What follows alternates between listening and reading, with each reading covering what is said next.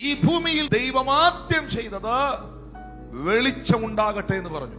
വെളിച്ചം വരാതെ വേറെ എന്ത് വന്നാലും അത് ബ്യൂട്ടി ആകത്തില്ല, അത് എഫക്റ്റീവ് ആകത്തില്ല, അത് ബ്ലെസ്സിങ് ആകത്തില്ല.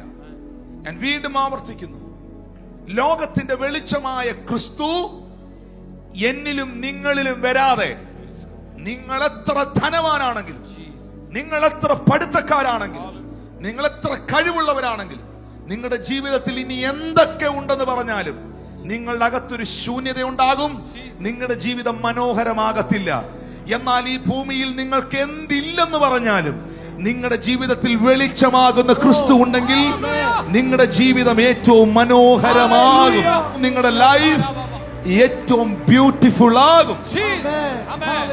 അതുകൊണ്ടാണ് കൊലോസ്യർ 1:13 അപ്പോസ്തലനായ പൗലോസ് സഭയോട് പറഞ്ഞത്, നമ്മെ ഇരുട്ടിന്റെ അധികാരത്തിൽ നിന്ന് വിടുവിച്ച് തന്റെ സ്നേഹസ്വരൂപനായ പുത്രന്റെ രാജ്യത്തിലാക്കി വെച്ച പിതാവിന് സന്തോഷത്തോടെ സ്തോത്രം ചെയ്യണം. നമ്മൾ ഇങ്ങനെ സ്തോത്രം ചെയ്താൽ പറ്റുകയില്ല. നമ്മൾ ഒത്തിരി ദൈവത്തെ സ്തുതിക്കേണ്ടവരാണ്, നമ്മൾ ഒത്തിരി നന്ദി പറയേണ്ടവരാണ്.